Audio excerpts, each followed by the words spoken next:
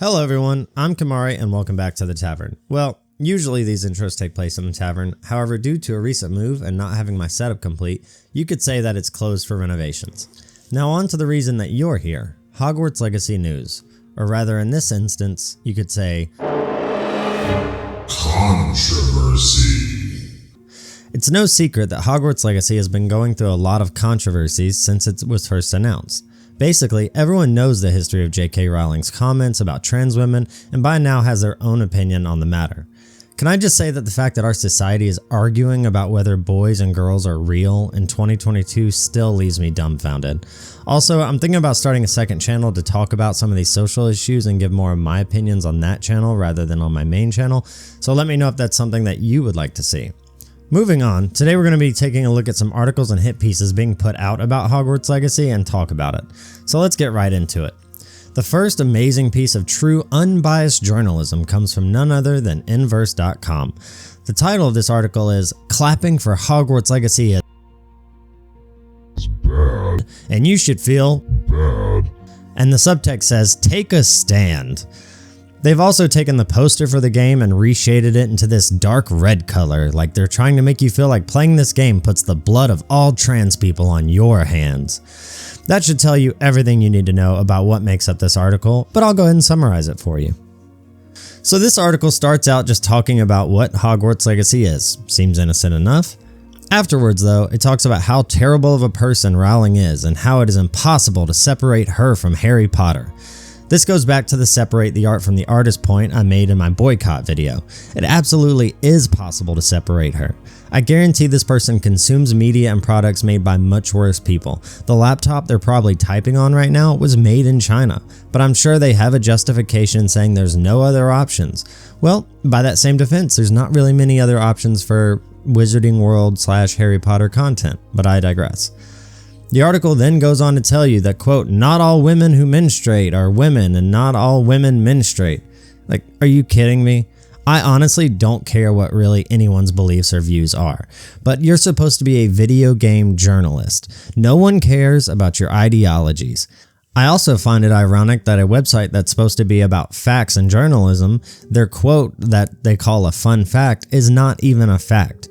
Again, I don't care what your belief is, I don't care what you think, but don't present your beliefs or ideologies as cold hard facts. That's like a religion person telling you that it is an undisputable fact that Jesus turned water into wine. You can choose to believe that if you want, and there's no problem with making that choice, but it doesn't make it a fact. Again, I digress, let's move on. The article goes on to talk about how if you play the game, you're essentially committing violence against trans people and you are a threat. Also, the Harry Potter world is filled with, quote, "intrinsic racism." The article has a lot more demeaning comments telling you that you are a piece of crap for playing the game, and ends by telling you that if you play the game, you are making trans people unsafe. Before we move on to the next article, I want to point out that this person is saying all of this in one of the very few games that you can make a trans character as your character, and it will probably have at least one or a few transgender NPCs. But I'll talk more about those things in another video. The second article we'll cover is titled "The Gamer's Stance on Hogwarts Legacy." That's thegamers.com, not gamers as a whole. It starts the same way by explaining what the game is. It then goes on to give itself a massive pat on the back for not covering Activision games anymore because of those controversies. Keep in mind, these are the same type of people who will preach to you that silence is violence, and if you're not marching with them and burning cities down, then you're just as guilty as anyone. But all of a sudden now, ignoring the problem is the right move. Right. The author then goes on to give one of the most impressive conspiracy theories I've heard in a while. I'm going to quote this directly because it's that impressive and nonsensical. It starts with this, quote, "I do care what games you play, not in the minute sense that you should all agree with my opinion all of the time and should avoid games I find boring in favor of games that I enjoy, but in the broader sense that I care about what our medium looks like. I know how powerful games can be and how they can be tools for empathy, and as critics, I think we should care what kind of games people are playing. How different would our image of the typical gamer be if Call of Duty had not become a rampant success and amplified the toxicity in the shooter space, which eventually spread to gaming at large and even, If you track the evolution of gaming forums on 4chan into alt-right recruitment spaces, into successful internet penetration, spread all the way to the White House. I do care what games you play, and I don't think you should play this one. I had such a hard time reading this. I'm probably going to put the bloopers of that at the end or something. That was so difficult to read. I may have to do another take of that just because of how nonsensical and ridiculous that was. Anyways, so what they're saying is gaming has influenced the White House. Next, are gaming rigging elections? Is gaming making controversial legislation based on fantasy worlds? I don't know. That is an impressive conspiracy. I will give you that much credit.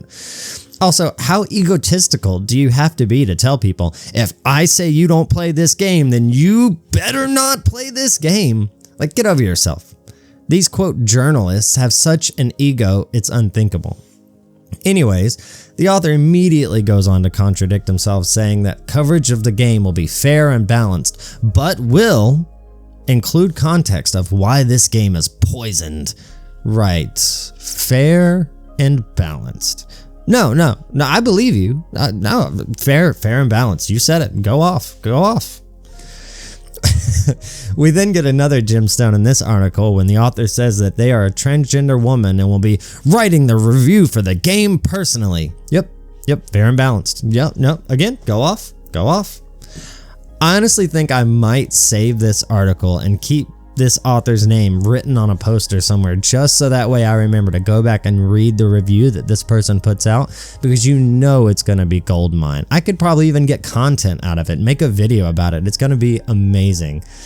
The rest of the article just reiterates that they will cover the game, but constantly remind you that it's poison, and by playing it, you are poisoned too. Moving on. The last thing I want to quickly discuss is my thoughts on this. So here they are, straight and forward. Whether you are gay, straight, trans, or anything else, I hope you can enjoy this game. You have a right to enjoy anything you want regardless of who created it. Whether it's authors, artists, video games, or movie directors, just enjoy what you like. Life is too short to let others tell you what you're allowed to like or allowed to think. If you try to make everyone else happy and win their approval, they will always move the goalpost and you'll always be unhappy. Whatever you think or believe, there will always be like-minded people out there, whether you're right or wrong. So don't go feeling out of place because you're too busy trying to fit in. David Levitt from the Hogwarts Legacy development team is a great example of this. All these people were tweeting about him, making hit pieces, trying to ruin him, his life, and his career. And he still, to this day, has people coming to his support, even if they disagree with his ideas, because they know he should be entitled to those ideas.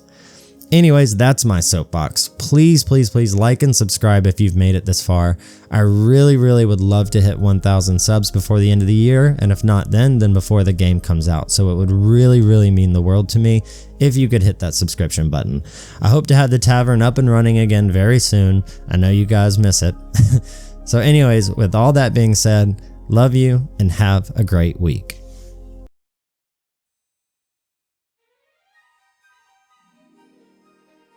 It starts with this quote, "I do care what games you play, not in the minute sense that you should all come on. I do care what game in the shooter space, which eventually spread to gaming at large and even which eventually spread to gaming at large. Oh my goodness.